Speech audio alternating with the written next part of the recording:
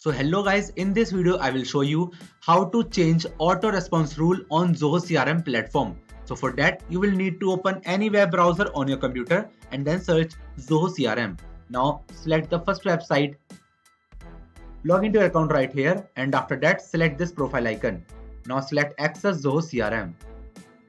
After getting on the home page, select this settings icon right here. Go with this option right here called web forms.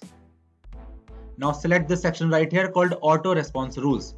Now select the rule that you want to modify and put your cursor on that rule. Now select this three dot button right here and select this button right here called edit.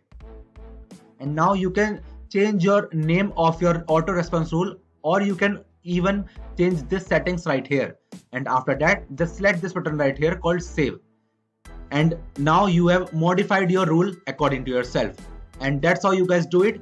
And that's it for the video guys. If you find this video helpful, then make sure to share it with your friends and also subscribe to our channel for more such videos. And thanks for watching.